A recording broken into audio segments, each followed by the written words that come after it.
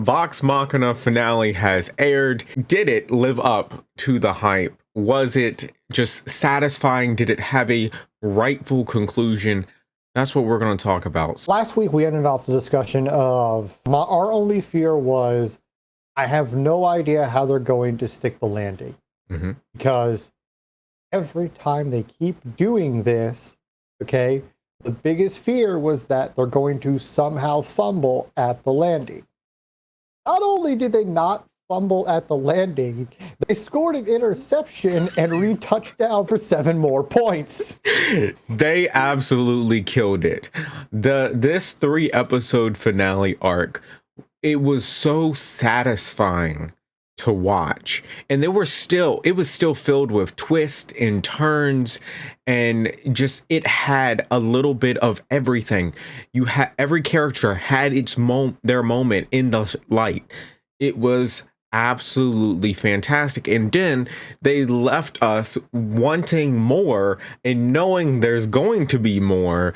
So let's start with the breakdown. Episode 10 picks up at the beginning of episode 9 with the introduction of Anna Ripley. And I didn't think they would go this hard at the beginning of episode 10 with actually showing the torture. Look, they got a rated R for a reason. Yeah. So then they do that, and you build up Anna in why they show it a hint at Orthax with the beginning of episode 10. And it's just a excellent tease for what is to come. And then so you go throughout the episode to where you have the twist at the end with Cassandra betraying them, which so happy they pulled that off. Because I know a lot of people who follow this who probably had no idea that was going to happen. And just that solo shot of the name forming on the gun. Yeah, that surprised the hell out of me. I was in the middle of my lunch and just sipping down some Pepsi, and I about choked on it because I did not see it coming. I didn't expect it. And like I said, this episode across the board, episode 10, 11, and 12, was thrown some surprises at us with characters. I mean, good God, I thought Keyleth was dead, and I was about to have a panic attack. Because episode 11 was basically, so this is where all the budget went to. It's just a fight, and it is a beautiful fight. Everyone has their moment. Exactly, everyone has their moment. The fight scene, hands down, is so well choreographed that it just flows so naturally from fight to fight to fight to fight. Like everything about it, and every character has their moment, like we've said. Keith, just absolutely stunning, just burns my man away. Burns him away. The one-on-one Pike has been the most impressive out of this entire show so far. Yeah, Pike, absolutely. Yeah, they had Pike away for a couple episodes there in the middle, but she came back even stronger than ever. And then showing the torment of Percy of I don't want to kill you. Yes. But I'm fighting something. Yes. You know? And you mentioned how earlier in the season, you really wanted people who hadn't seen the actual campaign would be kind of lost with the mist and everything, how they're going to explain the mist and all. And they explained it, and I think it was really well done. I think this build up, this anticipation is what made it pay off so well. Because at the end of episode 12, you actually get to see the smoke demon. Yes. Which is, you would always kind of because you always see fan art of what people expect Orthax to actually be, but to actually confirmative see, this is the envision of what it is terrifying. It is terrifying. And then the way he puts Percy through that nightmare, that tormented nightmare of where he's actually literally shooting at his friends. And oh God. And then everyone's name appears on the gun as well. I know. Well, I was reading a comment of like people because when they expected Percy, like the number one comparison I think a lot of people expect of him is he's kind of like the Bruce Wayne Batman of the group. When in actuality, he's not. He's more like Guts from Berserk. He's this tragic heroine figure who, is dealing with a lot of demonic and darkness around him, and trying to gather some sort of hope. Yeah. And it just makes him such a fantastic character.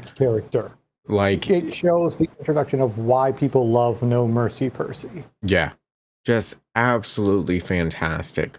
But like I said, this show by far has some of the best character development on television right now. And then to leave off that twist at the end of episode 12 with we're getting not one, not two, not three, but 4 dragons. I know.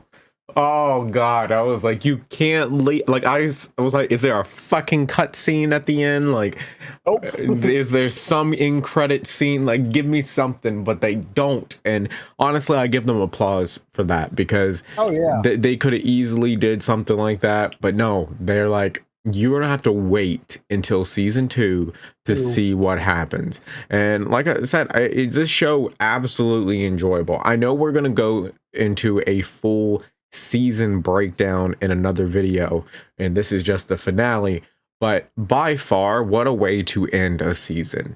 What a way. Like this whole Briarwood arc. This whole show. I mean, yeah, the whole show. It's not just the Briarwood arc has been great, and it's I think it's the arc that most players go to of where people realize that D&D can be more than just sitting around having fun with your friends. It can actually be about telling an emotionally gripping story, and it's what got a lot of people to watch Critical Role. Was the Briarwood arc. It's going to be a fantastic introduction for new people like myself who hadn't seen any of the Critical Role campaigns and all, and it just sucked me right in. This whole show has just been better than I could possibly expect. Yeah. If you knew there was going to be quality going into it, you just didn't expect how good of a quality it was going to be. Yeah. But I'm legitimately blown away on how good this actually was. It was excellent. Just really good writing, storytelling, characters, animation, like across the board. This is going to be hard to beat when you look back on what was the best of 2022. Yes, it really is. It's going to be hard to beat. This definitely stands out there. It's fantastic. For those who have joined us because of the whole Critical Role Vox Machina reviews, welcome. Those who are new to Critical Role and Vox Machina from all the other reviews we do, dude, go watch this show. Watch this show. Watch it. Yeah. I'm so happy that people are giving it a chance. Yeah. Overall, what would you give the rating for the last 3 episodes? Do I even have to say it? It's an A. It's an A. Honestly, it gets a 10 out of 10 for me. I think it blew my expectations away. I want to go 10 out of 10, but I gotta judge the whole thing as a whole.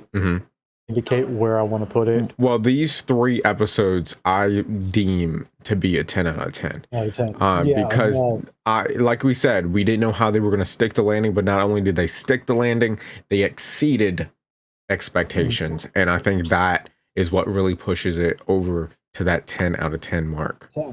Yeah. I think there are some better episodes than some of these, but that's just of my own personal opinion. Yeah. I still think these episodes are phenomenal. Yeah. Like I said, make sure you hit the subscribe button. We are going to be doing at least 2 other Vox Machina videos, one being the season overall, and then the other one looking forward to season 2. So make sure you hit that subscribe button. We love for you to be a part of this community.